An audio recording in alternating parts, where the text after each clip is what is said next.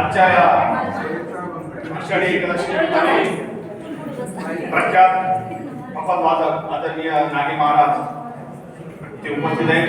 आदरणीय महाराज देखील उपस्थित आहेत. तर मी आदरणीय सचिव साहेबांना विनंती करतो त्यांनी त्यांचं स्वागत करतो.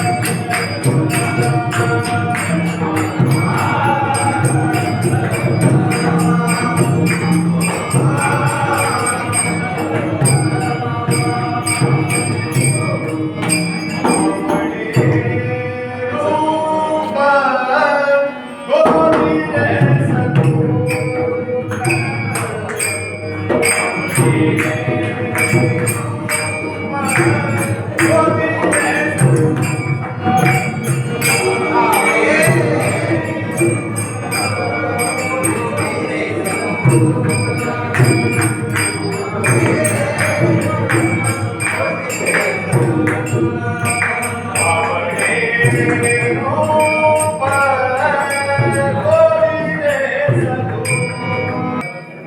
आपण आपल्या कीर्तनाकडे वळूया. प्रख्यात गायक उपाध्याय मंडळी सगळी इथे उपस्थित आहे, तुम्ही उपस्थित आहे, भगवान महाराज आहे, सचिव साहेब आहे, सर्वांचा धन्यवाद करतो आणि कीर्तनाला सुरुवात करतो. संशिष्टीवाले महाराज आवाज पडला. आपण सर्व नेहमी श्रोते आदरणीय सचिन सरांचं मार्गदर्शन, सचिव साहेबांचं मार्गदर्शन नेहमी सतत होत असतं आणि आजच्या या कीर्तनाला जो अभंग निवडलेला आहे, हिची गाणं दे गा देवा, हिची गाणं दे गा देवा, तुझं विसरण न व्हावा, गुन्हा गायी न आवडी, हिची मागी सर्व तुम्ही. आणि हा अभंग निवडण्याकरता आज अवघ्या महाराष्ट्रामध्ये वारकरी संप्रदाय आषाढी एकादशी निमित्ताने पंढरपुरात जातात. आणि का जातात? कारण की उद्यापासून चातुर्मास चालू होतोय, बरोबर?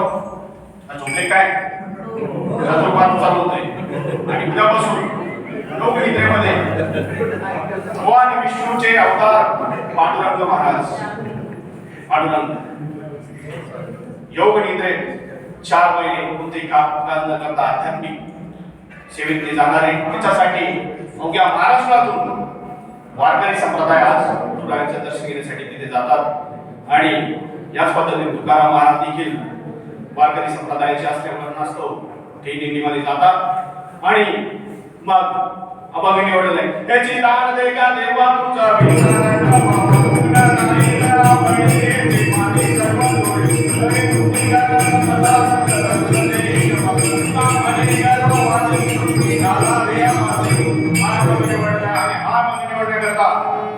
ज्यावेळेस मी दिंडीमध्ये महाराजांसोबत गेलो, म्हणजे महाराज नव्हे आपले महाराज सारखेच महाराज होते आणि गेलो, भेटले फॉरेनर भेटले आणि मग जेवणाचा मस्त बेत होता, पुरणपोळी होती आणि महाराज सोबत कधी असला ना आपलं पण जमून जातं. महाराज सोबत बसलो आणि तिथं आले फॉरेनर, त्यांना वाटलं काय, त्यांनी चालू केले, वाढ झाली आणि त्यांनी सांगितलं कुंडली गावाला विठ्ठलची ज्ञानदेवानी शिव करा. त्यावेळेस ते फॉरेनर त्याच्याकडे बघू लागले, त्याला त्याचा काही वेळ लागला नाही, त्याला वाटलं नेमकं काय चालू आहे. त्यावेळेस महाराज म्हणाले सुरू करा, त्याला विश्वराव सुरू करा. महाराज वाटलं याचा काही वेळ लागला नाही. मग महाराजांना त्याला सांगितलं की पूर्णाची पोळी दुधामध्ये टाकायची आणि पटकन सुरू करायची. ते शब्द खरा आहे पण पुरण हात कसा केला. महाराज बोलले हे जर तुला कळायचं असेल तुला भारत देशात जन्म घ्यावा लागेल, महाराष्ट्र संस्कृती जोपासावं लागेल आणि त्यावेळेस तुला हे सगळं पुराणाचं याचं सगळं तुला कळेल. डाल डाल पर सोने चिड़िया करती बसेरा भारत देश भारत देश. आणि अशा पद्धतीने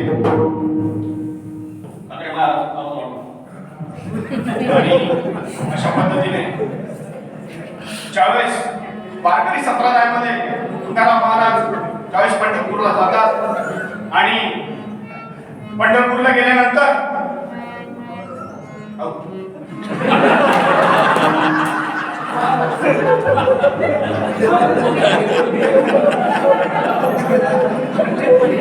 कधी कधी मुलात हे संस्कृती बरोबर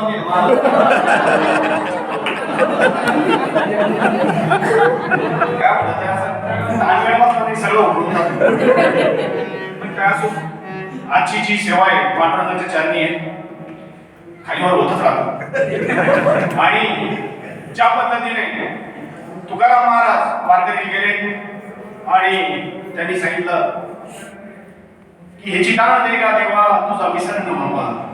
महाराज ज्यावेळेस विनंती करू लागले त्यावेळेस पांडुरंग त्यांना प्रसन्न झाले. बघा पांडुरंग तुम्हाला प्रसन्न होतो का? पाहिजे. तुकाराम महाराज ज्यावेळेस वारकरी गेले आणि तुकाराम महाराजांना साक्षात भगवंत प्रसन्न झाले.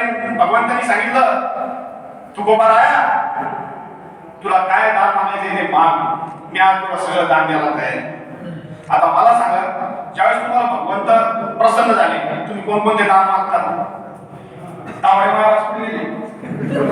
तुम्हाला कोणतं दान मागतात?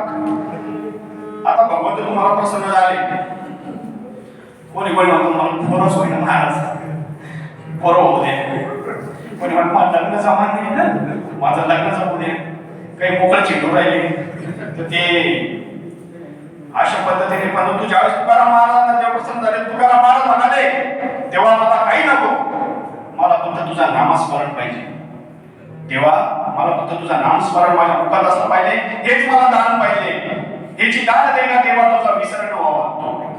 भगवंत म्हणतात की ठीक आहे, मी तुला दान देईन, तू काय करशील या दानाचं?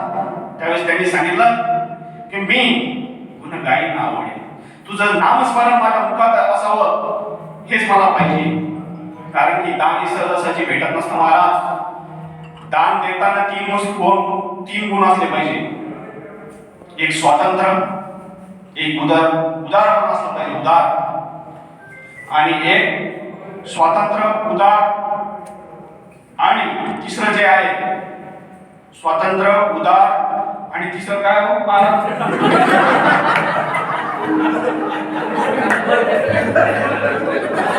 श्रीमंती पाहिजे, श्रीमंती जे असं ते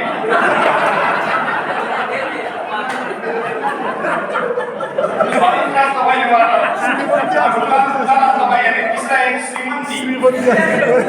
श्रीमंती असली पाहिजे महाराज, मग बाकी सगळं काही आहे. कारण की काय महाराज सांगू तुम्हाला, इच्छाशक्ती, श्रीमंती सगळं. आणि मी तुम्हाला सांगतो महाराज, ज्यावेळेस तुम्ही दान देताना महाराज ऐका ना, दान ज्यावेळेस तुम्ही देता, जर तुमच्याकडे स्वातंत्र्य आहे, मन तुमचं उदार आहे, परंतु श्रीमंती नसली तर ते दान देणं महत्वाचं नसतं. आणि भगवंतरायाकडे तिन्ही गुण होते. आता तुम्हाला सांगतो महाराज, मी स्वातंत्र्याच्या करिता आज मी कधी कीर्तनाच्या स्वरूपाने वर्गणी मागायला गेले, वैद्य महाराज बसा, वैद्य महाराज बसा, ऐका की ज्यावेळेस तुम्ही दान मागायला जाता किंवा पावती घ्यायला जाता, त्यावेळेस तुमचं मन उदार असलं पाहिजे, मन स्वतंत्र असलं पाहिजे, आणि श्रीमंती असली पाहिजे. ते म्हणतो मी 2000चं वर्गणी देतो, 2च्या ऐवजी 3000ची वर्गणी देतो, परंतु माझ्या बायकोला येऊ दे, मग मी देतो. त्याचं सगळं त्याच्या बायकोच्या याच्यात असतं. दुसरं स्वातंत्र्य, श्रीमंती, तुमच्या घरामध्ये सगळं आहे, सगळ्या गोष्टी आहे, परंतु श्रीमंती नसली तर तेच काही. महाराज आता वारकरी संप्रदायामध्ये दिंडी निघाली होती, जे कोदळी शोधणाऱ्या लेडीज असतात, त्यांनी जे दिंड्या जिथं थांबलं त्यांच्यासाठी काय केलं त्यांनी, की त्यांचं अन्नदान तिथे केले. आणि आज पण गावाकडे कधी गेलो महाराज, तर गावाकडच्या जे महिला असतात त्यांना ते आवाजात सांगतात, अहो अर्धा कप चहा घ्यावा बरं.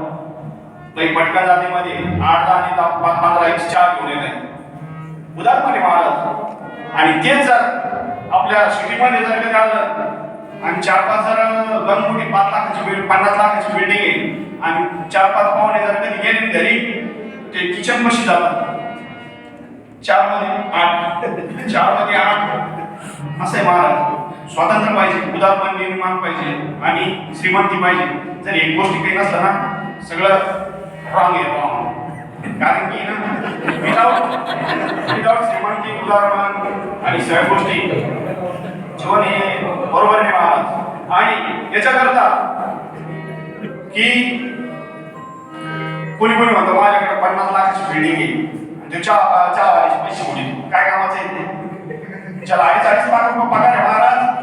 रसवंतीवर कधी तुझ्या पोरासोबत कधी गेला ना ते, 45 रुपये बिल होतं. किती 15 रुपये लावा तुम्ही, किती होतं 45 रुपये. 15 30 महाराज किती होते, 45 आणि 40च देतो, म्हणजे 5 वर्ष देतच नाही. काय हाय लागलं तुम्हाला, हाय. कारण की अशा लोकांचं तुम्ही किती श्रीमंती कमवली, किती पैसे कमवले, व्यर्थ आहे महाराज, व्यर्थ आहे. 4 वाजेच पैसे 40 लाख रुपये पगार, 4 वाजेच पैसे आणि म्हातारपणी 80 वर्ष झाले, असा पडत होता. त्याला जर म्हटलं तुम्हाला दूध आणू का, देशी आणू का, त्याला म्हटलं पिठलं भांडण खातो का, रसा रसा आणू का,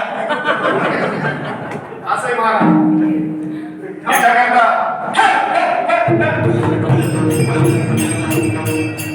याच्याकरता श्रीमंती मन उदार असलं पाहिजे आणि चांगलं राहिलं पाहिजे.